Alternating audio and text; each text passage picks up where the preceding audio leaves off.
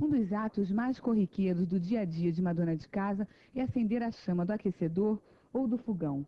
Mas como é que esse gás chega aqui e da onde que ele vem? Nas duas plataformas da Petrobras, na Bacia de Campos, são produzidos petróleo e gás. Isso porque quando perfuram o poço para tirar o petróleo, o gás vem junto. O petróleo é separado em oleodutos ou levado em cargueiros. O gás vem para o continente em dois gasodutos, numa extensão de cerca de 75 quilômetros. Na Praia do Furado, no estado do Rio, os gasodutos se unem num só. Esse gás passa primeiro na estação de Cabiúnas, também da Petrobras, onde é feita uma separação física para isolar o gás natural, que vai ser matéria-prima para o gás manufaturado, de uma fração líquida mais pesada, chamada de gasolina natural. A separação é física porque diminui-se a velocidade do fluxo pelo aumento do diâmetro do gasoduto. A fração líquida ou condensado não consegue passar, só os compostos mais leves continuam no fluxo. Por esse gasoduto, o gás chega à refinaria de Duque de Caxias da Petrobras. Ele vem subterrâneo desde a estação de Cabiúnas. O gasoduto recebe um revestimento de cimento para evitar a corrosão. O gás chega à refinaria com uma composição de 80% de metano, 11% de etano, 6% de propano e 3% de compostos inertes, e segue para as duas plantas de processamento de gás natural. Bom, aqui na unidade de processamento de gás natural, as partes mais pesadas do gás, o GLP e a gasolina, são separados e enviados para armazenamento para posterior consumo. E a parte mais leve, o que vocês chamam de gás seco? O gás seco, o gás residual, é enviado para os consumidores de gás, seja consumidores como matéria-prima, seja como combustíveis. O gás liquefeito de petróleo, o GLP, como o próprio nome já diz, é um gás líquido e é engarrafado em botijões pelas distribuidoras e depois vendido. O restante do gás natural, a Petrobras vende à Bayer, a Companhia Estadual de Gás, a Companhia de Siderúrgica Nacional e outros consumidores. Esse gás é enriquecido e a composição muda para 90% de metano, 8,5% de etano, meio de propano e 1% de inerte. Cerca de metade do gás natural comprado da Petrobras pela SEG é vendido diretamente a consumidores industriais. E a companhia também pretende expandir esse sistema para consumidores residenciais. A outra metade do gás natural é usada como matéria-prima para produzir o gás manufaturado, que é posteriormente distribuído. Esta é a entrada do gás natural aqui na fábrica da Companhia Estadual de Gás, no bairro de São Cristóvão, no Rio de Janeiro. Só que esse gás, ele ainda vai receber um tratamento. E Carlos Antônio, engenheiro e do departamento de produção, ele explica por que o gás ainda é processado. O gás, ele é processado porque ele vai alimentar uma antiga rede da empresa que originalmente era alimentado com gás de carvão. A falta desse processamento implicaria em modificações nessa rede e também modificações no parque de aparelhos dos consumidores, tais como fogões, aquecedores e todos os outros tipos de aparelho que consumiam o antigo gás de carvão. Esse processamento então permite com que esse gás, fabricado a partir do gás natural, seja distribuído na nossa antiga rede, sem nenhum transtorno para o consumidor. Ali ficam as 6 unidades de produção da companhia, onde é feito o processamento. Entra o gás natural e sai gás manufaturado, ainda não enriquecido. Como é que é o processamento na prática? Bom, o nosso processo basicamente é uma reação de reforma catalítica com vapor. E nós usamos um catalisador de níquel previamente aquecido a uma temperatura de cerca de 850 graus. Agora, esse processo consiste então, os hidrocarbonetos do gás natural, que é basicamente o metano e o etano, eles reagem com vapor d'água sobre esse leito catalítico, produzindo basicamente hidrogênio e monóxido de carbono. E alguns inertes são adicionados ao processo por meio de ar, como o nitrogênio e o gás carbônico. Esse gás produzido na unidade tem um poder calorífico em torno de 2.700 quilocalorias por normal metro cúbico. Na saída da unidade, então, nós fazemos um enriquecimento com gás natural in natura, que vai elevar esse poder calorífico dos 2.700 para 4.300, que é o poder calorífico contratual da SEG. Saindo da unidade, então, eles vão para a rede interna de gás da fábrica e para os gasômetros, e daí, então, para os compressores, de onde serão distribuídos para os consumidores. Fiz uma coisa, quanto tempo leva, existe algum tempo médio nesse processamento? O nosso processo é cíclico e cada ciclo tem um tempo de 196 segundos aproximadamente.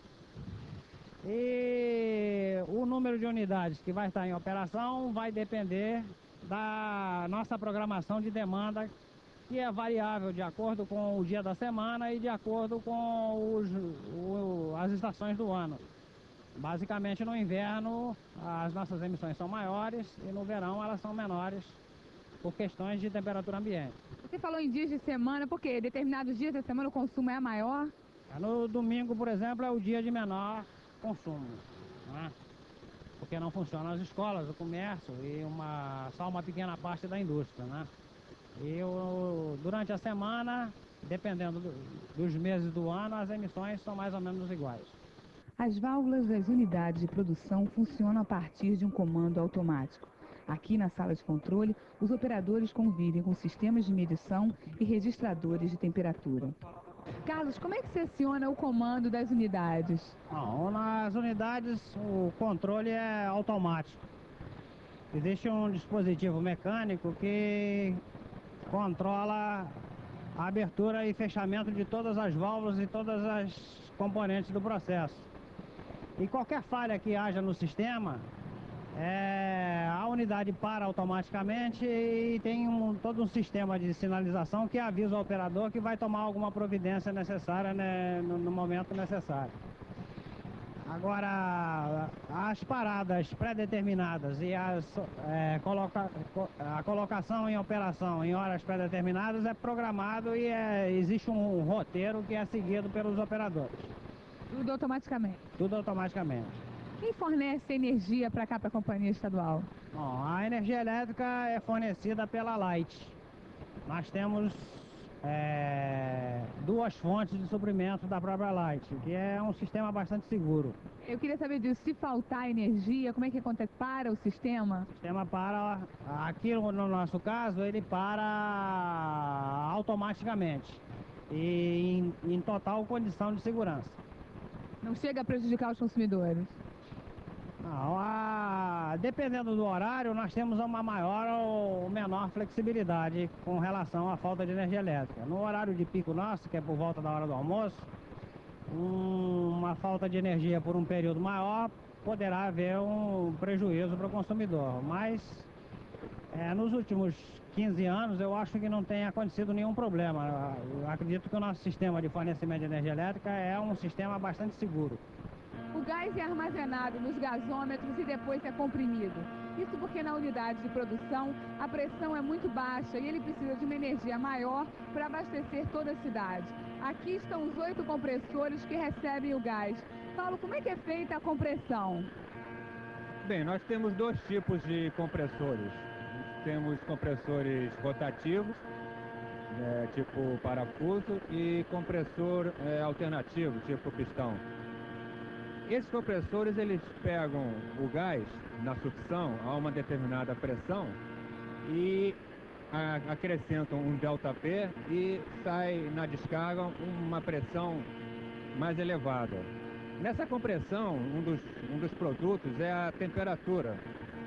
E é por isso que, após a descarga, nós temos uma bateria de resfriadores aqui fora que resfriam esse gás, colocando ele na temperatura de entrada da máquina. É verdade que o gás não tem cheiro, que ele sofre uma odorização? Perfeito. Como é que é essa odorização? Isso é um processo que nós temos aqui na fábrica de colocar um cheiro nele para facilitar, basicamente para facilitar a detecção de vazamentos na rua ou mesmo em casa, nos consumidores. Por que esse cheiro tão ruim? Porque quanto mais o cheiro for ruim, mais rápido as pessoas reclamam, né? A Companhia Estadual de Gás atende atualmente a cerca de 550 mil consumidores no Rio de Janeiro.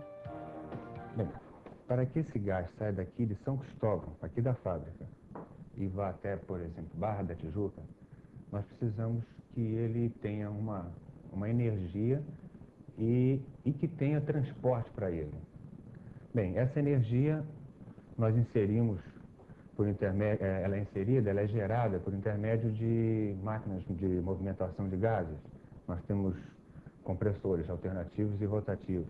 Então, esses compressores pegam na sucção uma pressão, baixa pressão de fabricação, e na descarga ele coloca um ΔP de pressão, de modo que essa energia seja suficiente para abastecer toda essa rede, essa malha de média pressão na cidade. Esse gás, uma vez com essa pressão, uma vez eu tendo certeza que esse gás sai daqui e vai atingir um lugar mais distante daqui, ele tem que ser transportado. E essas são as nossas linhas, a nossa rede de média pressão. Por intermédio dela, nós transportamos o gás daqui até o ponto extremo da cidade. Nessa rede não existe consumidores domésticos, existem alguns consumidores industriais. Por quê? Porque essa pressão ainda é uma pressão alta para um fogão, para um aquecedor. Então, ao longo dessa rede, existem equipamentos, chamados reguladores, que nada mais é uma regulagem, ou seja, na entrada desse equipamento recebe a pressão dessa rede, que varia ao longo da rede, por perda de carga, e na saída, a pressão dele aí seria a pressão de consumidor, a pressão que nós teríamos no fogão, nos aquecedores. Então, basicamente, o gás ele é comprimido, transportado e rebaixado para a pressão de consumidor. Esses reguladores, eles existem, no caso assim, em cada edifício tem o seu? Não, são áreas. Eles são calculados para abastecer áreas. Então, existe também uma malha muito mais complexa do que essa, de baixa pressão. E esses reguladores são distribuídos na cidade, abastecendo áreas. Então cada região tem o seu... Perfeitamente. O seu Cada prédio ele é abastecido por essa malha de baixa pressão, ou o regulador A ou o regulador B é que abastece